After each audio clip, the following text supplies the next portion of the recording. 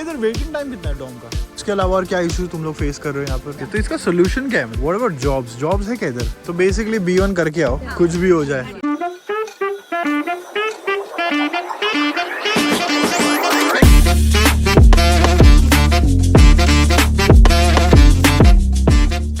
So marine प्लाज से हम लोग वॉक करते हुए ओडियन प्लाज पे आ गए हैं। ये ओडियन प्लाज बहुत फेमस स्पॉट है, यहाँ पर हिटलर अपना स्पीच दिया करता था एक टाइम पे। इसने मेरे को बोला कि, किसने बोला मेरे को हिटलर यहाँ स्पीच देता था?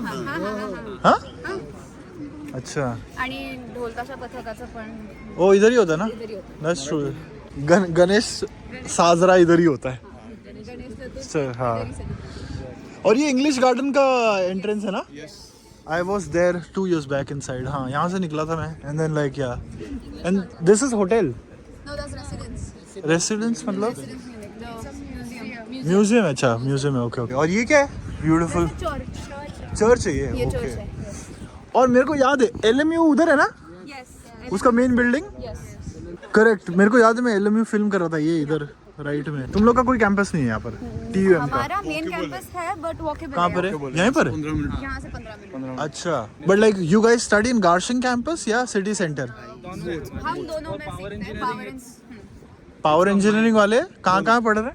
Garching and the main campus. Where is that? Is Main this one campus here? तो main campus तो यहाँ से 15 मिनट की दूरी पे है, but Garching वाले campus is like around 35-40 minutes. 40 minutes. तो उधर बच्चे रहते हैं? हाँ उधर भी हॉस्टल्स है क्या? हाँ है ना। कौन है? मैं वहीं पढ़ता हूँ, but my dorm is also near Garching. अच्छा ओके। फ्राइसिंग में रहती हूँ, लाइक लाइफ साइंस का अच्छा। जो भी कैंपस है वो फ्राइसिंग में। वो फ्राइसिंग कितना दूर है? यहाँ से आधा 1 आवर। ओके। गार्शिंग से भी आगे? ओ भाई ओके। और ये लोग मतलब तुम लोग अप डाउन कैसे करते हो फिर आरी से? नहीं, मेरा तो कैंपस वहीं पे है ना, फ्राइसिंग। अच्छा, तो तुम म्यूनिक कभी कभार ही आते हो ऐसा? जरूरत पड़ी तो वैसा। और म्यूनिक के बाहर कौन कौन रह रहा है इधर से? इधर वेटिंग टाइम कितना है डॉम का? 3 semesters. 3 सेमेस्टर? अबे 4 सेमेस्टर का तो कोर्स होता है। अच्छा, फ्राइसिंग के लिए? 1 सेमेस्टर। तो नेचुरल साइंसेस जो पढ़ने आ रहे हैं उनके लिए जो भी है वो फ्राइसिंग में। फ्राइसिंग में, ओके। तो उन लोग 1 सेमेस्टर रुकने का। तो अगर मैं 3 सेमेस्टर रुक रहा हूँ तो meanwhile where do I stay in that case? तो तुम लोग ने ऐसी शुरुआत की है प्राइवेट में? ये तो सबसे ज्यादा पेनफुल है म्यूनिक में। क्या पेनफुल है बताओ? So accommodation in Munich is it's a crisis basically, and especially for those who live outside Germany. Germans को ठीक है, they struggle, but they don't struggle as much as we do. अच्छा। ऐसा है। And secondly, you know, accommodation in Munich is horrible because जो मेरे I have a few friends, 2-3 friends हैं जो till the time they got a dorm, they were just shifting around sublet पे sublet ऐसा है। 2 महीना तब जाकर उनको dorm मिला, ऐसा है। Long term मिलना it's completely chance based. And in that case then you end up burning lot of money as well. That's true. Either you end up burning a lot of money or you have to settle down and then maybe choose a place which is in the basement and then it has another problems. Oh. So one thing about Munich is that you are in TUM or LMU, which are dream universities, but then the challenges of accommodation, which is basic, are enormous. Right. सो मतलब मैं अभी ऐसे उन्होंने कहा जैसे sublet 2-3 months ऐसे कर रही हूँ। एंड व्हाट हैपेंस लाइक हमारे कैंपस में मतलब ये प्रॉब्लम सभी कैंपस में रहेगा that the 2020 batches, the Covid batches, तो उन लोगों के ज़्यादा सेमेस्टर्स एक्सटेंशन है। तो अभी भी 2020 के स्टूडेंट्स अभी तक पढ़ रहे हैं because they have 8 semester 9 semesters. तो वो लोग निकल नहीं रहे। And they are technically done with their studies and they are probably working also, but फिर न्यू स्टूडेंट्स को मिलता नहीं है जल्दी। Right. Okay. Is government here not doing anything about it? No, they don't. Okay. I mean, the university from itself is trying. I mean, the president himself is writing many letters to the government, but the government is, the bureaucracy is so widespread, so the multifaceted कि वो जाता ही नहीं है। तो accommodation एक problem है, उसके अलावा और क्या इशू तुम लोग फेस कर रहे हो यहाँ पर? Expenses. पार्ट टाइम जॉब्स के करने के बाद भी तुम लोग अपना एंड्स मीट नहीं कर पा रहे हो क्या? कि जो आता है वो चले भी जाता है? Somewhat. Exactly. बहुत ज़्यादा savings as such नहीं होती। We won't be saying that. Nothing. If you get the part-time job sooner when your block account is still there, then you save a lot of money and फिर वो चल जाता है, क्योंकि तुम्हारा block account से 900 euro आएगा, part time से 1100 euro आएगा, तो you save a lot of money. I Okay. guess it also depends. Like अगर आप डॉम में रह रहे हो हाँ. तो saving you can make the saving, but on the same side you are paying 700-800 तो नहीं बचेगा ना.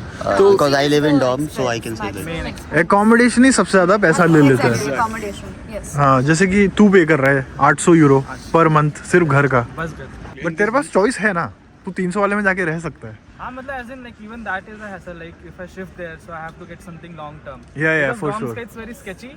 It's like even if it says it's a waiting time of 3 semesters or 4 semesters, you are not assured of getting a dorm. Yeah. Oh really? Like they don't let you know the status of your application. अच्छा. Like, कुछ ऐसे tracking system नहीं है. तो फिर sometimes it is like some people they apply and they get it directly. Some people are on waiting हाँ list for मतलब 1 year. okay.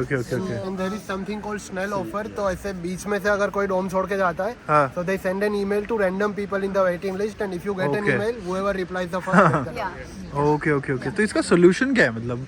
Is there any solution? You're like figure yourself out. Keep Keep sending trying.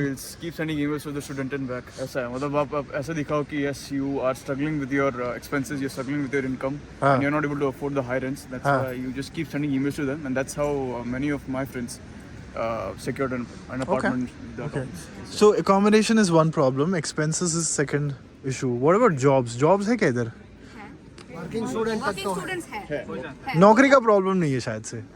Sort of है because I mean working student jobs आप लोगों को मिल जाएंगे, but मैं full time employment की बात कर रहा हूँ. When I was applying, I applied to multiple positions and बहुत interviews भी आए, so it's not, I didn't feel like कि okay कमी है jobs की या अच्छा. applications नहीं कर पा रही हूँ. Competition है, they हाँ. are very difficult to get through or to crack. Yeah. But मुझे ऐसा नहीं लगा कि jobs की कमी है या कुछ Okay, भी. And I'm okay. from biological sciences, so Okay. for people from engineering profession पे भी डिपेंड करता है ना. That's also. it's difficult. I think for the management, I think German requirement the B1 ये रहता है तो like मैं for me I am from informatics, so इतना problem नहीं है. कंप्यूटर साइंस वाले को इतना इशू नहीं है ना. Also, I think the way of applying कैसे कर रहे हो आप apply हाँ. उस पर depend करता है because there are certain rule और regulation जो आपको follow करने हैं. तो Yeah. मुझे लगता है once you know that you Yeah. can get so many calls. Okay. In terms of application, अभी तुम लोग जो नए लोग आए हैं, उसमें कोई डिफिकल्टी हुई थी क्या कि was that very straightforward? German language. अच्छा. लाइक वर्किंग स्टूडेंट से मुझे बहुत सारे रिजेक्शन आए जस्ट बिकॉज मेरा जर्मन लैंग्वेज उतना नहीं है, लैंग्वेज नहीं है. Okay. और जो भी TUM के वेबसाइट से जो भी है वो तो मेरे फील्ड के रिलेटेड नहीं है. Okay. सो जो भी ऑफिस वर्क रहेगा हाँ. उसमें भी अगर अप्लाई करूंगी तो एक रिक्वायरमेंट तो रहेगी कि you should be like good in German as well as in English. तो बेसिकली B1 करके आओ, कुछ भी हो जाए, Advisable, yes. है ना? Yeah. Okay.